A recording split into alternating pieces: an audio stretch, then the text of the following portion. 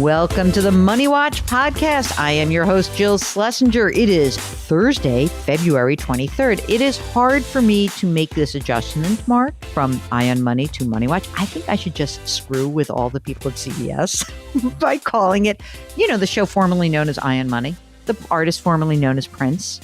The person who is now like head of the editorial said, I'm going to start listening to the show. I said, okay, be careful. Here's how we'll know if they're telling the truth. Yeah, well, see if I hear from anybody. He is Mark Talercio. He is a certified financial planner, and I am a certified financial planner. One of you guys said we should say that more often. I feel like we say it all the time, but maybe not. Here we are. We try to answer your financial questions. The way that we do that is we encourage you to go to our website. That website is jillonmoney.com. And when you're on that website, you click the Contact Us button and you complete a form and boom, it's magic. It comes to us. If you'd like to come on the air with us live, then you check a little box and Mark does everything else. So we did our first ever webinar a couple of weeks ago. And guess what the big theme of that was, besides talking about my book, The Great Money Reset? The big theme, I was reading through all the comments. Did you read those comments, Mark? And there was a number of people who were like, Mark is so much better looking than I imagined. People think you must have looked like a gnome or something. What's going on? I have no idea. Oh, he's got more hair than I thought he'd have. And you have a lot of hair. You really do. You do. You're a nice head of hair. That's what I've always said about you. So anyway, the webinar went incredibly well. And here's the coolest thing. We are now expanding and we have a new subscription service and it's called Jill on Money Live. I have to say it like that, live. So we're going to have quarterly live webinars and we're going to roll out more content. I spoke to my nephew, David, who is like a marketing king. And he's like giving me all these ideas about extra content that we could add so that I can charge as much as possible. Because when you see how cheap it is, you're going to be like, oh my God, I should totally do that. But you're going to have to pay something. It's not that much. $35 for the year. I mean, $35. Mark, is that lunch in most places for two? Lunch for two? Lunch for two? Where? Yeah, all across the country. Maybe across the country, but not here in New York. Well, you could get lunch. You could get a cheap lunch here. So $35, skip your pizza night with your honey, and you'll be entitled to 4 webinars. And the coolest thing to kick us off is we have Ed Slott is agreed to do the first webinar with us. If you want to just do the Ed one, it's such a ripoff if you do one by one. It's not really a ripoff. It's $10 a webinar. But if you want to just do the whole year, it's so much better. And we are going to roll out more content. So check it out on the website, Jill on Money Live. And we'll see how many people are going to do this. Because everyone says, oh, it's so cheap. Let's see if we get 5,000 people. And then we'll be like, oops, we underpriced it. All right. So let's go. And speaking of someone who got on the air and previously, we have a recidivist listener. Lois from Boston is on the line. Hello, Lois. Are you ready to join us for quarterly webinars? You can ask me questions live and Ed Slott. I mean, how much more fun could that get? Nothing would be more fun. I know, right? It'll be clearly do that. Okay, you're going to do that. All right. So what's going on, Lois? Well, first of all, why did you give us a holler the first time? It was a year ago or so? It was about a year ago, and we were in big transition in our house. I had lost my job because of pandemic. My college closed. I was a professor. Oh, right. Now I remember you. My husband, we basically decided as a family that my husband would transition to a new career and quit his job and then did one of those online boot camps to learn web development. Mm-hmm. And he has now done that. So we did it. My severance ran out in August, which it was a sweet severance. I will give them credit for that. I had a year of severance, which gave us a good launching pad. Mm-hmm. But so we're now in our new reality. And so I wanted to kind of do a check-in with. Are you working or not? The art professor gig is a fraught space. So I taught in the fall, but adjuncts make absolute $5. garbage. Yeah, literally, it's terrible. The commute. I was driving over an hour once. It was only once a week, but driving over an hour to teach a class that for the semester I got $3,000 for. This semester we're saving the gas money. Okay, good. I like that. And you have kids, right? Yeah. How many? We just one. He just moves around a lot. Okay. How old is he? He's 5. Okay. So he's in public school now, which is good for the budget. But it's also very handy that I can be available for, pick up. Yeah, like hello, like to be a parent. That's good. Exactly. How much does your husband make now, Mr. Web Developer? So in his first, this is technically actually his second position. Mm-hmm. He got a very first gig that was very short lived, where he was making a lot of money, but it was a terrible fit, and it was mutually kind of agreed upon to not prolong that suffering. Whatever. Who cares about that? It's Who in the cares about past. that? What do we The have new this one- time? What do we have now? We have 98,000 a year. Oh, great. Yeah. So it's not quite where we had hoped to be. Mhm. We were hoping to be at the 120 or above mark. 120 was about what our combined income before was, Mhm. With a little bit of adjuncting. And then also, you may or may not remember, we rent out, we live in a 2-family. We rent out our first floor, and the rent went up. Hold on a second. I want to get back. I want to do the house for a second. Okay. So right now, how much is the house worth? House is worth between 8 and Oh 900,000. my God. Let's call it 800. And what's the mortgage that's outstanding? 300. Okay. And what's the interest rate on that mortgage? It's a 2.75. 30 year?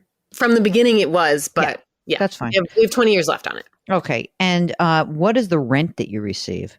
We receive $2,200 a month right now. Does that cover your mortgage? Yes, it does. Oh my God, that's great. Did you Fantastic. cut anything else out? Look, you guys were obviously, this is a huge trend. You are the book. You are the Great Money Reset. You basically reset your lives. Did you cut out stuff, or did your expenses go down because the kid went to school? Our expenses shifted because our kid went to school. Yeah, that was a fabulous shift because, as we know, childcare and preschool is obscene. Yeah. And then the other thing, we didn't have a car payment, but we did have a second car that was always needing maintenance, and we weren't using it because my spouse is mostly working from home now. So we weren't Okay. needing 2 vehicles, and the battery kept dying on the second car. So So you got rid of a car. we got rid of a car. So we saved a little bit there just in terms of maintenance and insurance and that kind of thing. How's your cash flow right now? Just on the 98,000, how's the cash flow? Good. Yeah? We're a little bit confused by it. We're a Why? little bit confused why our checking account is going up and not down. Uh, Wait a because- second. Wait a second. Before you were making 120 grand a year together. Yes. Were you both maxing out retirement accounts? Is that No. why? No. No. Not at all. We weren't really doing any retirement. What about now? Is he using a 401k? So now I think it's a 403B because it's not for profit, which is why the income is a little bit lower. But yes, What's he put in there? he's putting in 6% right now. And And so they that's part match? of my question is figuring out where should we aim to land? And that's kind of my bigger question in a way is how do we look at this rental income when we're trying to think about retirement? How do you put that in the equation? Well, I mean, we put it in the equation because it's essentially, it's just going to be another form of income for you. Are you going to stay in this house forever? Yes, unless if he gets a fabulous 3rd, 4th, 5th job, sure. Do we want a fabulous Victorian house somewhere and a beach house? But we'd keep this as a rental no matter what. Look at you rocking and rolling. Yeah, I want a beach house. Yeah. a The girl can water is dream. very cold up there on the North Shore of Boston. Don't go to Maine or anything like that. All right, so wait a second. So does he get a match on that 6%? No, unfortunately, not for the first 2 Really? years. And then what? No match for first 2 years, and then what? And then he will get 4%, but we don't anticipate him necessarily staying. I mean, I hope that he doesn't switch spouses as much as jobs, to be No. honest with you. All right. So how much money is in the 403B right now? In total, for his retirement, he has $8K in retirement right now. How old are you guys? I'm turning 40 this year. He's Oh. 37. All right. So let's talk about, so you got 8 grand in this. What about your old retirement? Did you have anything? Yeah, I had 13,000. Okay. And that's in an IRA rollover or still in the Yeah. old? Okay. Okay. And what about cash on hand? What do you got? We have 20K in I bonds. We have 25K in our checking. I have 40K in my savings. I have another 6K in what I call my art account. So I'm an artist. So even though I'm not really getting income, I do get grants and things that pay. I don't take money away from the family for my art. So I do have art money that if stuff really hit the fan, I could take that out if I needed to. So just so we're clear, on your $98,000 a year, he's putting 6% into retirement. Do you happen to know whether it is a pre-tax or a Roth contribution? We just switched to Roth Good. on the new year. Good. Okay. And still, like even in the first, January, February, so far cash flow's fine. You're paying your bills. The mortgage gets essentially covered by your rent and life's okay, right? Yes. Yes. Okay. Now, you got some money in I bonds and checking and savings and the art account, which I won't touch. What do you figure your expenses are? Annually, we spend about $70K. But that includes the mortgage? Yes. Well, that's why you're fine, because you have $2,200 a month plus your $98,000. That's why you're fine. Everything's good.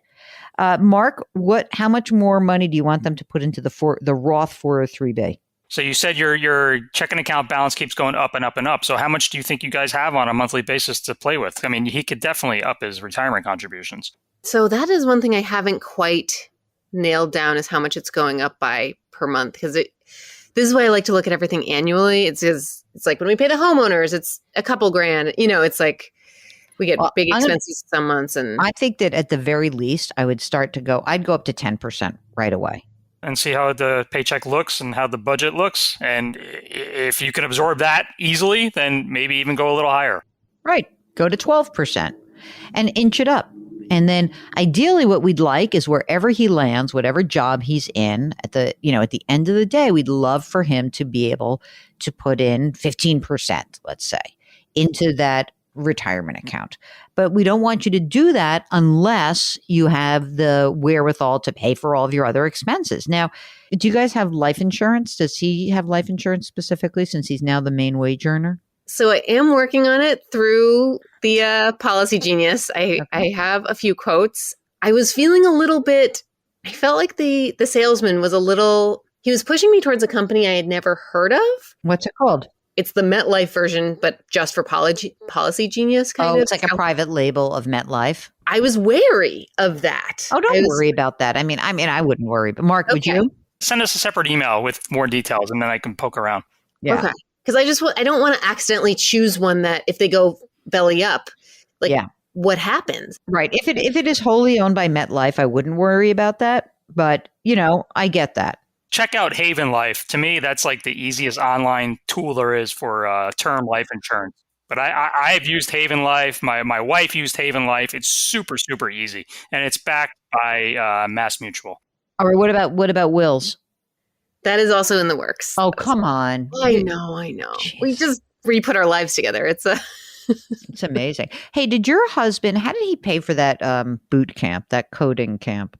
I made him save up for it. Oh, that's good. What did he do previously?